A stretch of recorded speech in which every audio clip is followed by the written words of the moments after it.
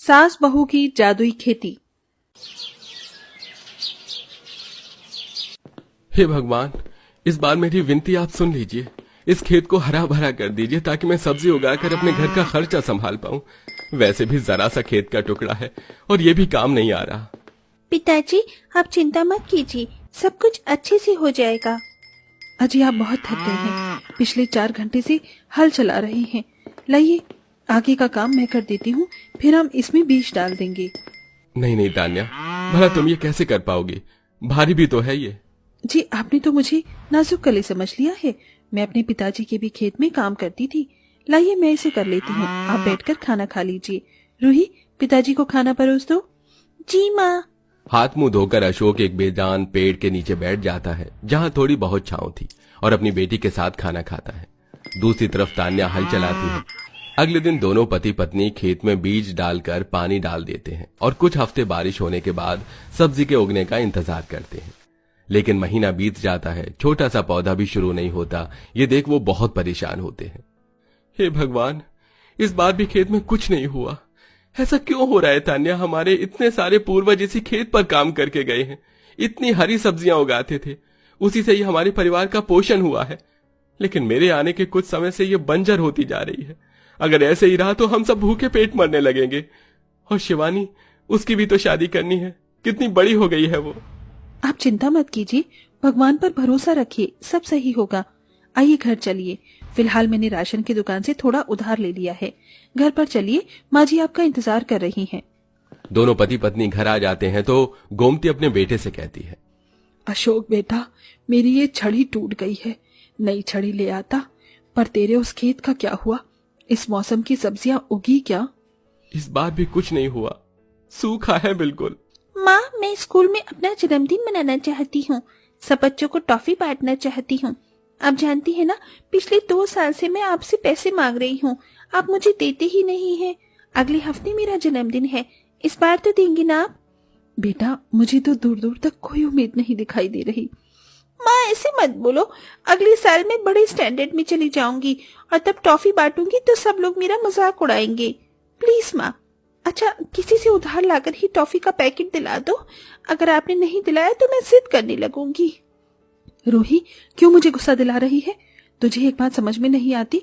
घर में पैसे नहीं है, 2 वक्त का खाना भी उधार पर आ रहा है, और अब तेरा जन्मदिन मनाने के लिए भी मैं दूसरों के लिए टॉफी खरीदूं, वो भी उधार? खुद करने को है नहीं सामान। दोबारा मेरे सामने ऐसी बात करी तो मुझसे बुरा कोई नहीं होगा। भाभी बस कीजिए, वो बहुत छोटी बच्ची है, उसका जन्मदिन है, अब वो ये भी नहीं करेगी तो कब करेगी? मेरे जितनी बड़ी होने पर।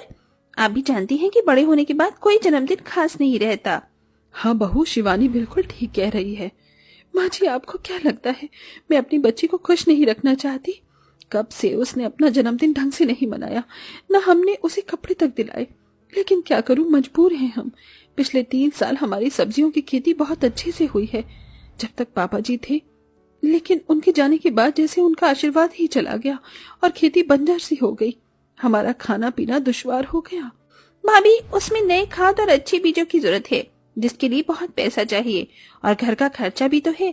तो मैंने सोचा है कि मैं कहीं पार्ट टाइम जॉब कर लूं। वैसे भी टीचिंग के लिए 2 लाख की फीस भरनी है। नहीं शिवानी, तेरी उम्र अभी पढ़ने लायक है। तेरा टीचिंग का लास्ट पेपर है ना, तो तू उस पर ध्यान दे। ये काम हम कर लेंगे। हाँ शिवानी, तुम चिंता मत करो, तुम्हारे भैया और मैं हूं ना। मुझे कल राजश्री ने दफ्तर में टिफिन पहुंचाने का काम दिया है। 2000 रुपए हैं, 1 महीने का सोच रही हूँ, वही काम कर लूं। कम से कम थोड़ी बहुत तो राशन आएगा। ठीक है। अगले दिन से अशोक फिर से खेत पर मेहनत करता है। शाम को जब वो घर लौट रहा था तो एक बच्चे की माँ फोन पर बात करते हुए सड़क पर जा रही थी। अशोक बार बार उन्हें ट्रक के आने की खबर देता है, लेकिन वो नहीं सुनती और उन्हें बचाने के चक्कर में खुद वो अपनी जान गंवा देता है। उसके बाद तान्या और टूट जाती है। अब वो धूप में गर्मी और लोगों को टिफिन देने का काम करती है। एक बार तो नंगे पांव उसके पैर में पत्थर चुभ जाता है, फिर भी वो लोगों को खाना पहुंचाती है और आखिरकार उसे 2000 रुपए मिलते हैं। आखिर मेरी बहू ने कर दिखाया। बहू, 1000 रुपए से तू खेत का खाद बीज का सामान लिया। भगवान करे इस बार हमारी खेती अच्छे से हो जाए और 1000 का राशन ले आएंगे हम। हाँ माँ जी, सच बताऊं तो मुझे अब कुछ भी करने का मन नहीं करता, लेकिन अशोक जी की जिम्मेदारी मुझे संभालनी ही होगी। बहुत चिंता मत कर, मैं हूं ना तेरे साथ। मैं खेत में काम करूंगी। मैंने भी तेरे बाबूजी के साथ खेत में काम किया है। माँ आप इस उम्र में कैसे काम करेंगे? आपके पास तो छड़ी भी नहीं है। मैं कर लूंगी भाभी के साथ काम। नहीं तो घर और रूही को संभालेगी, बहू के साथ मैं हूँ। ठीक है माँ। दोनों सास बहू खेत में नए बीज और खाद को डालते हैं और खूब खेत की सेवा करके महीने भर इंतजार करते हैं, लेकिन कुछ नहीं होता। बंजर खेत को देख तान्या रोने लगती है। मैंने जिस खेत के लिए दूसरी जगह काम किया, इतना पैसा लगाया, यहाँ तक कि आपने अपनी बूढ़े होकर भी बूढ़े घुटनों से यहाँ काम किया, लेकिन इस खेत ने कोई जवाब नहीं दिया। अरे किसी अनजान बच्चे, जानवर या बेजान चीज को भी प्यार करे तो वो भी खिल उठता है, लेकिन इस खेत ने आज अपनी औकात दिखा दी। खैर, इसका भी क्या दोष, भगवान ही हमें रुला रहे हैं।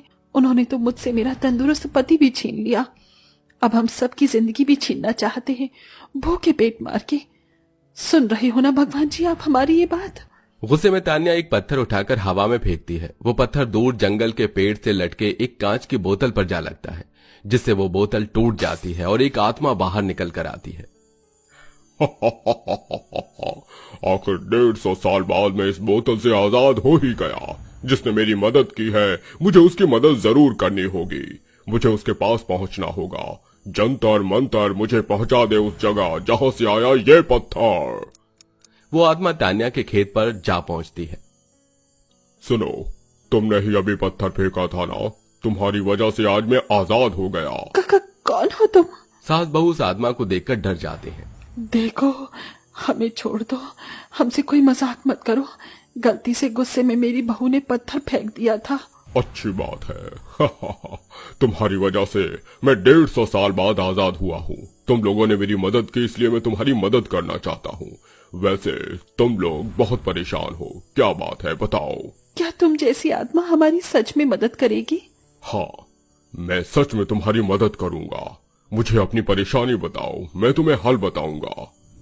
यह सुनकर तान्या घर के हालात से लेकर अपने पति की मौत तक का जिक्र कर देती है, जिसे सुन आत्मा को हमदर्दी होती है। तुम्हें अपना खेत चाहिए ना? अब ये कैसे उपजाऊ हो जाएगी? मेरे पास एक जादू है, जिसके बाद तुम्हारा खेत जादुई खेत बन जाएगा। अच्छा, इस पत्थर को इस मिट्टी में डाल दो, बल्कि उस जगह डाल दो जहां तुम्हें सब्जियां चाहिए, और उसके ऊपर पानी डालकर कहो, जंतर मंतर उपजाऊ हो जा सब्जियों का खेत। ठीक है। बहू पत्थर को जमीन में दबा देती है, सास उस पर पानी डाल देती है। जंतर मंतर उपजाऊ हो जा सब्जियों का खेत। जादुई मंत्र के बाद चमकती रोशनी में उस खेत की हर जगह से एक छोटा पौधा उगता है, जो बाद में थोड़ा बड़ा हो जाता है, और वहां गोभी, आलू, टमाटर, बैंगन, 10 तरह की सब्जियां उग जाती हैं। अपने खेत को इतना हरा भरा देख दोनों सास बहू दंग रह जाती हैं। अरे मोरी मैया, सच में हमारा खेत तो जादुई खेती बन गया। अब इन सारी सब्जियों को हम बेच सकते हैं। हाँ बिल्कुल, और इसकी ये विशेषता है कि ये जादुई खेती न कभी खत्म होगी, न किसी मौसम में खराब होगी। जहाँ से सब्जियां निकालोगे वहाँ एक और आ जाएगी। उस आत्मा की बात सुन तान्या 2 टमाटर तोड़ती है, तो जहाँ जादू से वो सब्जी दोबारा आ जाती है। सच में तुमने तो हमारी मामूली से खेत को जादुई खेत बना दिया है। तुम्हारा बहुत बहुत शुक्रिया। शुक्रिया तो मुझे तुम्हारा कहना चाहिए, अनजाने में ही सही, पर तुमने मुझे आजाद कर दिया। अब मैं चलता हूँ।